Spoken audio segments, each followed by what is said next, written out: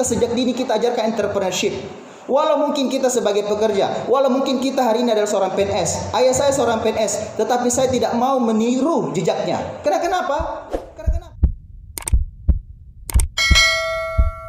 Alhamdulillah wa kafa, wassalatu wassalamu ala rasulil mujtaba, sayyidina wa habibina wa syafi'ina wa maulana Muhammadin al-Mustafa, wa ala alihi wa ashabihi wa dhurriyyatihi wa kulli man ittaba'al huda.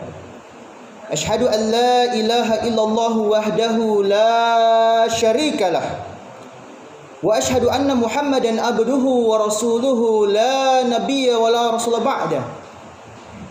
Qala Allah ta'ala fi kitabihil karim, a'udzu billahi minasy syaithanir rajim.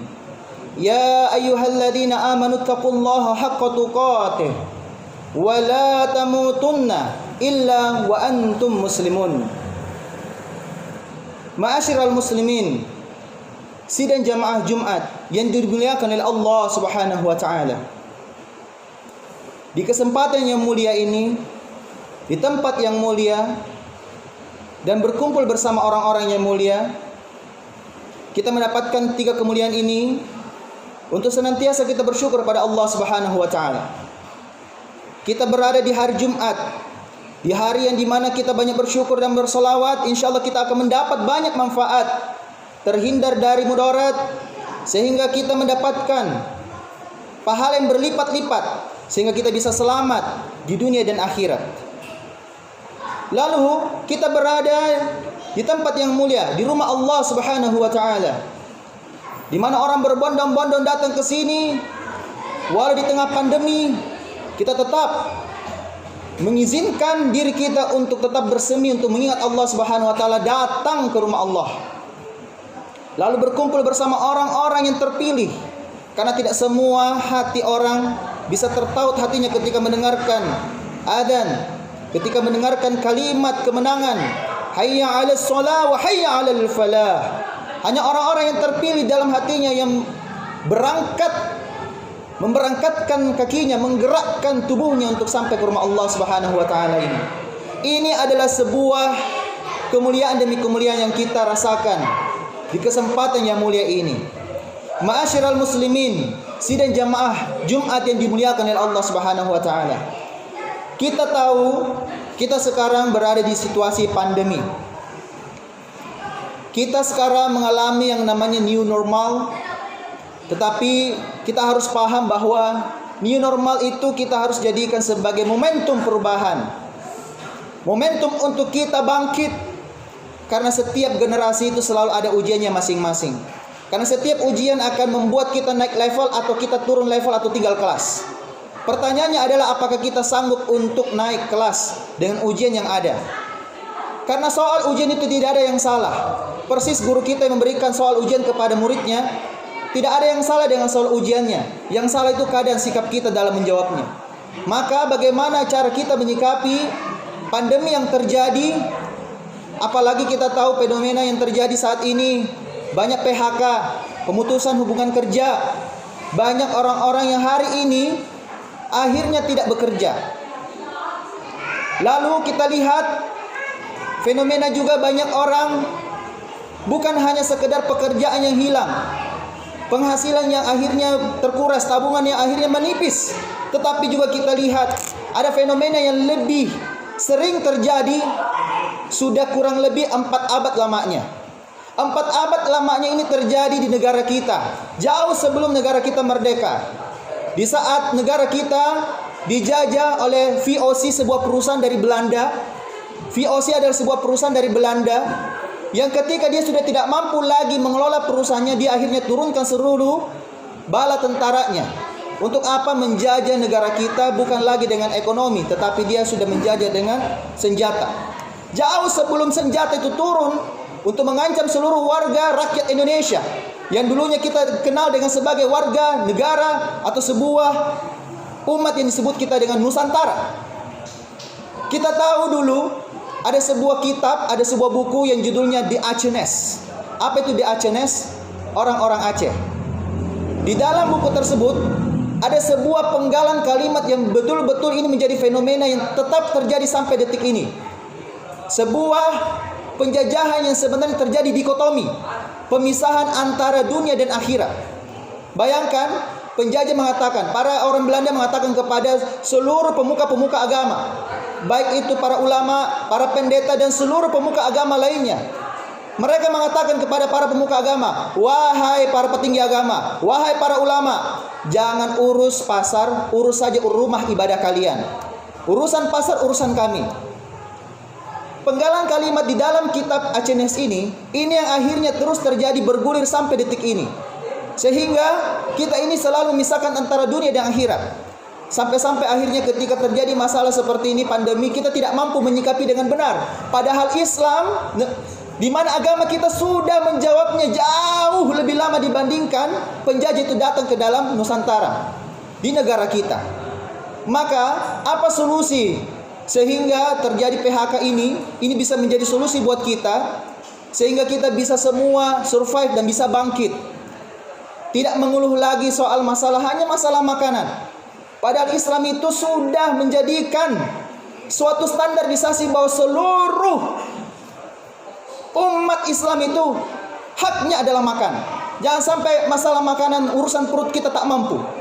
Kalau urusan harta yang banyak itu urusan lain, tetapi yang penting bisa makan. Maka ini adalah sebuah solusi buat kita semua. Mari kita simak solusinya. Mudah-mudahan ini bermanfaat buat kita semua. Ma'asyiral muslimin rahimakumullah. Tema pada khutbah ini, dari permasalahan yang kita bahas tadi, maka tidak ada cara lain. Kalau terjadi namanya PHK, orang tidak kerja, orang tidak mendapatkan penghasilan, maka tidak ada cara lain selain menunggu lapangan kerja. Maka mari kita yang membuat lapangan kerja. Tidak ada solusi lain, di mana Rasulullah Sallallahu Alaihi Wasallam dan seluruh sahabatnya, 8 dari 10 sahabat Nabi yang dijamin masuk ke dalam surga, ternyata mereka adalah orang-orang yang membuka lapangan kerja. Mereka adalah para pengusaha, para pedagang. 8 dari 10 sahabat Nabi ternyata orang-orang tajir. Tajir ini kita akhirnya resap menjadi bahasa Indonesia, padahal ini berasal dari Al-Quran, di mana Allah Subhanahu wa taala jelas-jelas menyampaikan setiap kita memasuki salat Jumat itu ada panggilan yang begitu luar biasa. Panggilan keimanan kepada kita semua. Apa firman Allah? Allah Subhanahu wa taala berfirman di 3 ayat terakhir dalam surah Al-Jumu'ah. A'udzu billahi minasyaitonir rajim.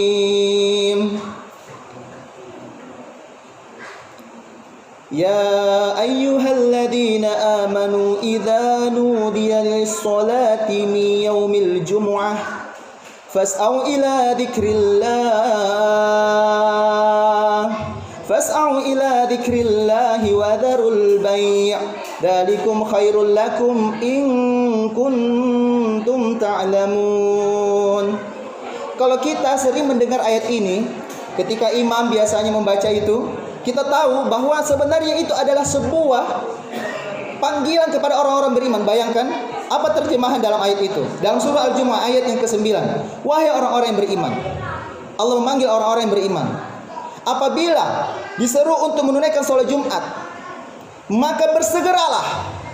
Kita diminta oleh Allah, diperintahkan oleh Allah, wajib hukumnya bersegera kepada mengingat Allah dan tinggalkan jual beli.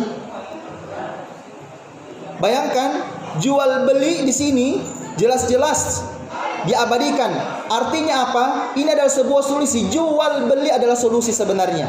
Tetapi ketika masalah ibadah, tinggalkan dulu. Karena kenapa? Allah Subhanahu wa taala melanjutkan, yang demikian itu lebih baik bagimu jika kamu mengetahui.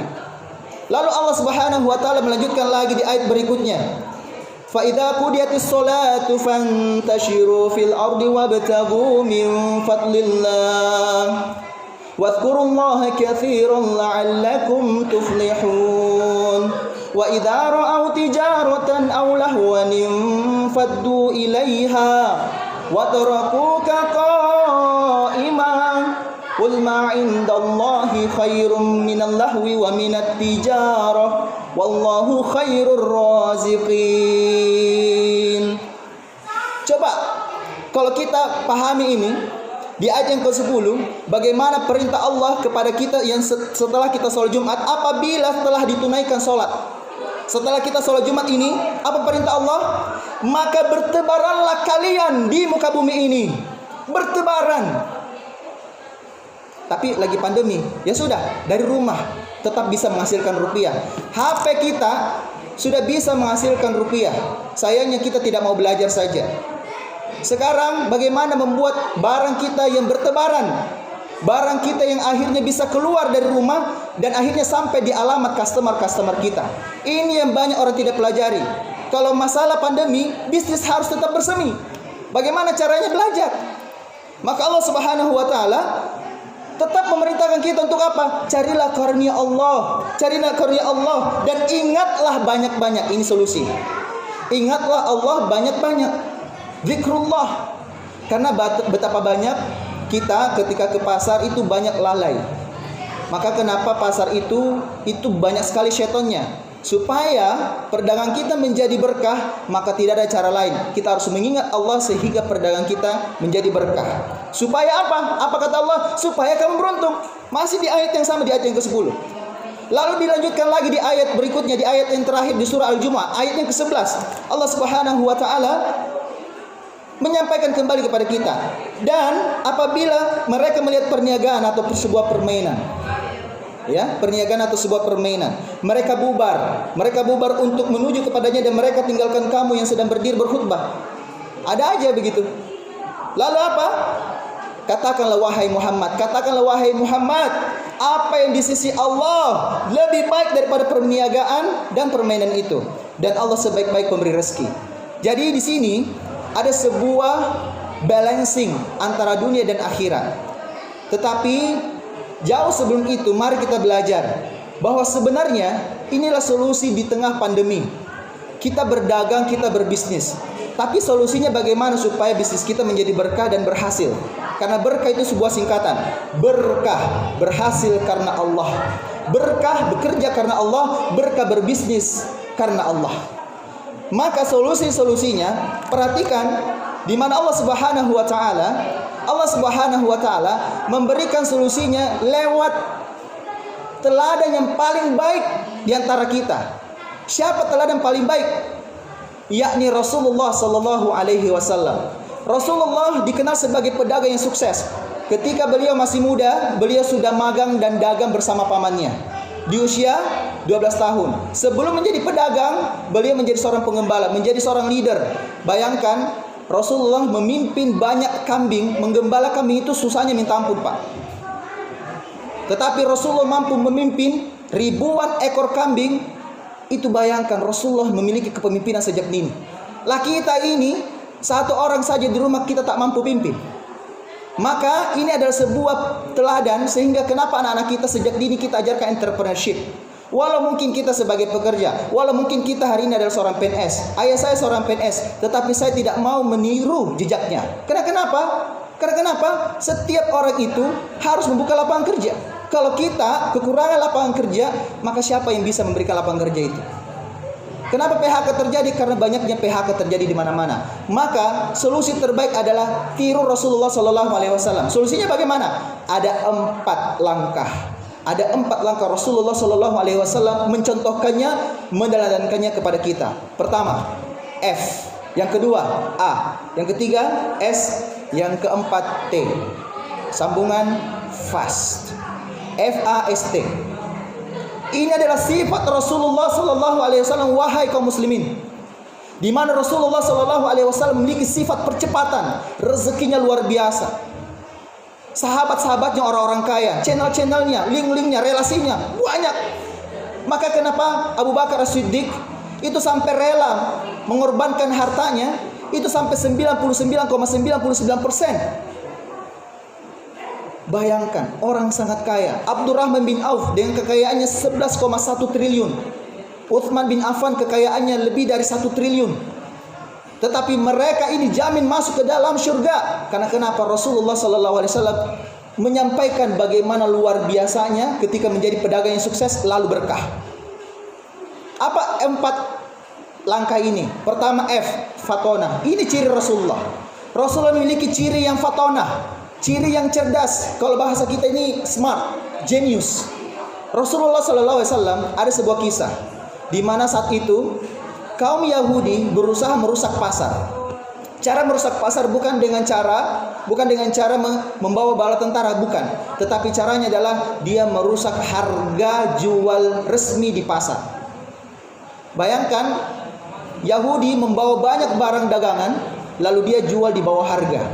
Rasulullah SAW saat itu ketika melihat orang Yahudi ini mulai melakukan hal tersebut, apa tindakan Rasulullah?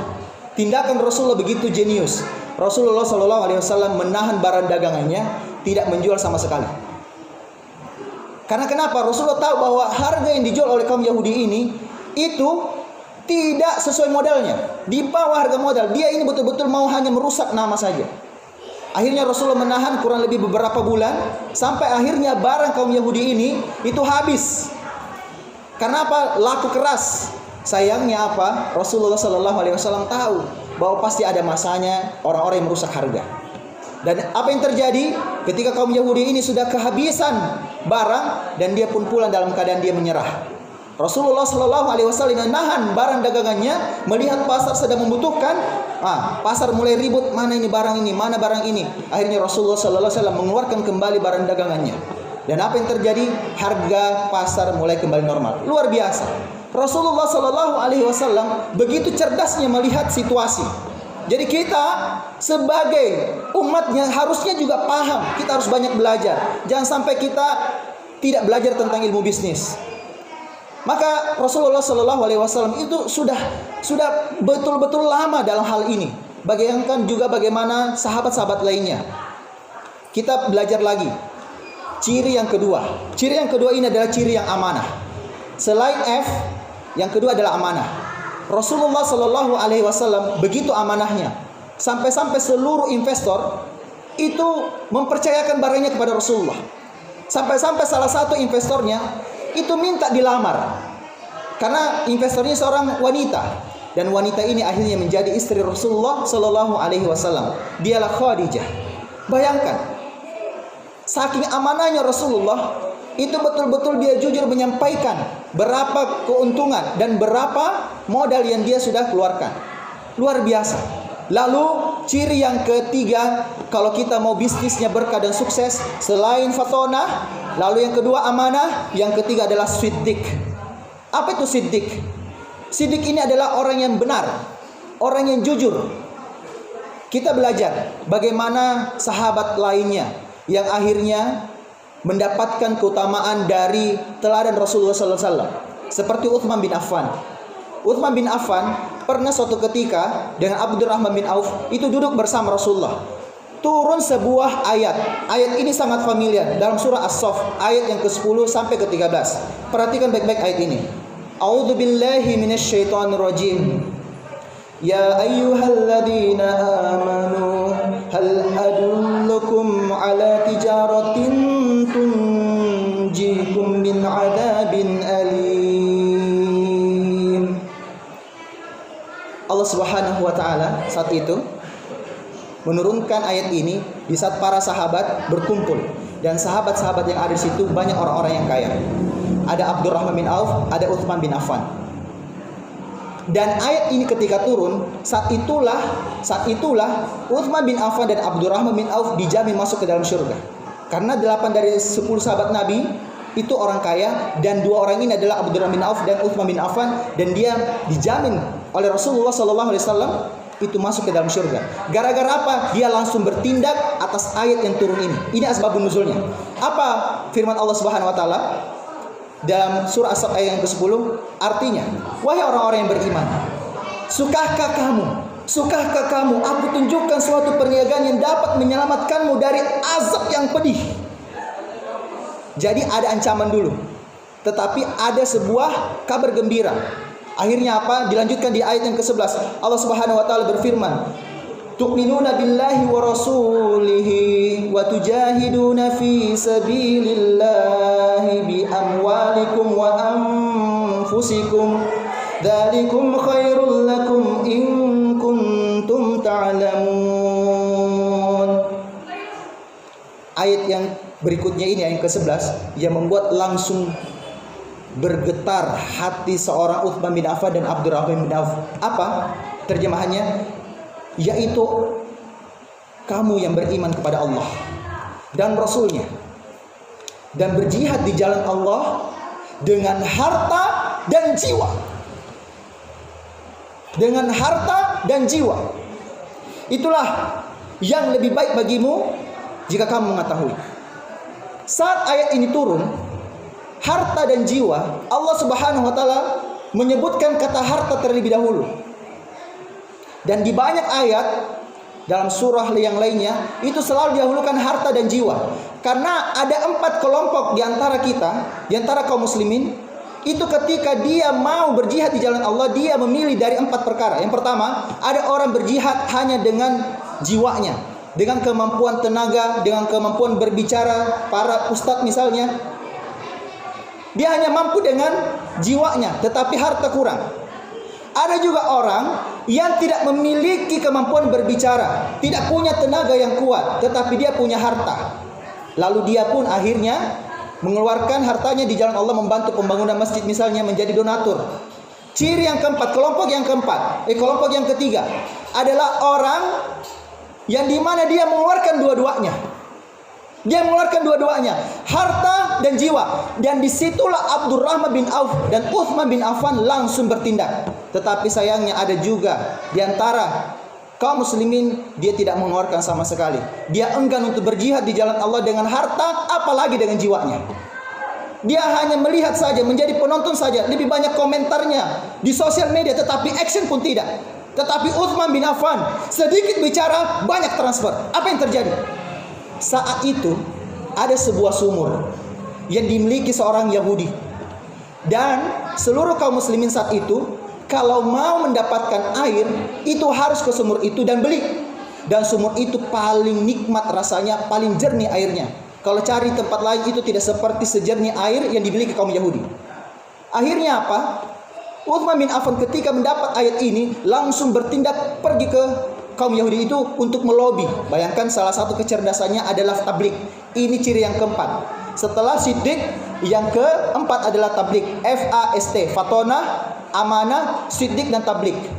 Ciri Utsman bin Affan itu tablik, mampu bernegosiasi. Ketika ketemu dengan kaum Yahudi ini, orang Yahudi ini di lobi, saya mau beli seluruh sumurmu. Apa kata Yahudi ini? Oh tidak, saya tidak mau. Saya dari mana dapat untung kalau saya jual semua? Ya, akhirnya Utsman bin Affan yang fatonah juga, yang punya kecerdasan, dia akhirnya melobi dengan cara seperti ini. Begini kalau begitu, saya beli 50%. Saya dikasih saja setiap hari Senin, Selasa dan Rabu. Biarkan saya pakai air sumur ini. Selebihnya hari Kamis, Jumat, Sabtu dan Ahad itu kembali kepadamu. Akhirnya sang Yahudi ini berpikir-pikir, oke, boleh, deal. Akhirnya terjadi transaksi. Setelah beli seperti itu, lalu Utsman bin Affan langsung kepada seluruh kaum muslimin dan mengumumkan, wahai kaum muslimin, buat anda yang selalu membeli air di sumur itu, hari Senin, Selasa dan Rabu anda silakan beli tanpa menggunakan uang. Gratis artinya. Masya Allah, Masya Allah. Digratiskan oleh Utsman bin Affan tanpa perlu mengeluarkan 1 rupiah pun. Dan apa yang terjadi? Berbondong-bondong setiap Senin, Selasa, Rabu, orang sudah akhirnya mengambil airnya, lalu dia simpan di rumah masing-masing kaum muslimin. Tapi ketika hari Kamis, Jumat, Sabtu dan Ahad sepi pembeli, karena lebih banyak kaum muslimin yang beli di sana. Apa yang terjadi? Kaum Yahudi ini, seorang Yahudi ini langsung akhirnya bilang, wah, saya sudah rugi ini. Dia cari Utsman bin Affan, lalu dia berbicara seperti ini, saya sudah rugi, saya menyerah. Ya sudah, beli aja 100% saham ini. Akhirnya dia jual semua sumur ini, perusahaan air ini, ya, kalau bahasa kita sekarang yang lebih keren, beli saja semua 100% saham perusahaan air ini. Akhirnya apa? Utsman bin Affan membelinya dan dia wakafkan di jalan Allah Subhanahu wa taala. Itu sedikit bicara, banyak transfer. Sampai-sampai wakafnya Utsman bin Affan, sampai sekarang ada sebuah rekening atas nama Utsman bin Affan, masih ada sampai sekarang transaksi yang keluar masuk. Ini amal jariah yang tidak pernah putus. Maka jangan heran kenapa Utsman bin Affan, Abdurrahman bin Auf itu dijamin masuk surga. Karena kenapa? Dia mengorbankan jiwa, harta dan jiwanya. Tidak sekadar hanya dengan jiwa, tetapi dia keluarkan juga dengan hartanya. Kalau kita melihat masjid misalnya, butuh pembangunan misalnya. Di luar tadi saya melihat ada pembangunan, ada sekitar perbaikan. Kita sumbanglah. Karena itu akan menjadi amal jariah buat kita. Lalu kalau kita melihat pesantren, ada pengembangan rumah tahfiz, mari kita juga ikut menjadi seorang donatur di sana. Kita korbankan harta dan jiwa kita. Kalau kita mengamalkan ini, insya Allah Allah Subhanahu wa taala menjamin kita. Di ayat yang ke-12 Allah Subhanahu wa taala berfirman, tu'minuna billahi wa rasulihi. Di ayat yang ke-12, yaghfir lakum dzunubakum wa yudkhilkum jannatin tajri min tahtihal anhar. Bayangkan, Allah Subhanahu wa taala memberikan kepada orang yang berjihad dengan harta dan jiwanya dengan surga. Dan surganya adalah surga yang di bawahnya mengalir sungai-sungai di bawahnya, dan disebutkan surga Aden, Jannatu Aden. Masya Allah. Semoga kita semua bisa menjadi seorang pengusaha yang membuka lapangan kerja. Jangan sampai kita terpaku hanya dengan cari kerja. Kenapa kita bukan yang buka usaha? Sebaik-baik gelar sarjana, lebih baik lagi kalau kita gelar sajadah dan gelar barang dagangan. Karena kenapa? Kalau kita gelar barang dagangan, insya Allah di situ ada berkahnya. Apalagi kalau kita jujur. Ingat, pedagang yang jujur akan dibangkitkan bersama para siddiqin dan para syahidin. Dan kalau kita tidak jujur, maka kita akan bangkit menjadi seorang penjahat. Kecuali orang yang jujur, pedagang yang jujur. Ini hadis diriwayatkan oleh Ibnu Majah dan Tirmidzi. Artinya apa? Rasulullah SAW sangat cinta kepada para pedagang yang jujur, yang amanah, yang siddiq. Mudah-mudahan kita termasuk di dalamnya. Sebagai kesimpulan, sebagai penutup pada khutbah ini, kita tahu bahwa kita mungkin tidak bisa lagi untuk berdagang. Mau belajar kayaknya susah nih. Ya sudah, mari kita berikan kesempatan ini buat generasi kita berikutnya. Kita berikan kepada anak-anak kita. Mungkin anak-anak kita yang ribut kali ini itu punya kemampuan berbicara untuk bisa bernegosiasi. Tidak apa-apa, tidak perlu kita larang. It's okay. Tetapi kita berikan kepada mereka kesempatan. Kita tuntun mereka, belajarlah berbisnis. Nah, jangan tiru ayahmu ini menjadi PNS. Saya alhamdulillah didukung oleh orang tua. Ya, mari kita dukung anak-anak kita untuk menjadi pengusaha. Kalau semuanya tidak mau jadi pengusaha, yang penting ada dalam satu rumah satu pengusaha. One family, one entrepreneur. Di mana? Ini sebuah kesimpulan, mudah-mudahan ini menjadi manfaat. Sampaikan kepada anak-anak kita. Sampaikan kalimat mutiara ini kepada anak-anak kita. Jangan sampai terbalik. Kebanyakan kita menyampaikan kepada anak-anak kita, wahai anakku, kejarlah duniamu, jangan lupa akhiratmu. Kalau kita melihat kalimat mutiara ini terkesan bagus, tapi ini sangat berbahaya. Kejarlah duniamu, tapi jangan lupa akhiratmu. Akhirnya gara-gara kebanyakan mengejar dunia, akhirnya lupa juga akhirat. Tetapi sampaikanlah yang sebaliknya kepada anak-anak kita. Wahai anakku, kejarlah akhiratmu, tapi jangan lupa dunia. Kalau kita tanamkan ini kepada anak kita, mudah-mudahan mereka menjadi pengusaha-pengusaha yang sukses dan soleh. Amin, amin, ya rabbal alamin. Barakallahu lakum fil Qur'anil karim, wa nafa'ni wa iyyakum fihi minal ayati wa dzikril hakim, wa taqabbala minna wa minkum tilawatahu innahu wal ghafurur rahim.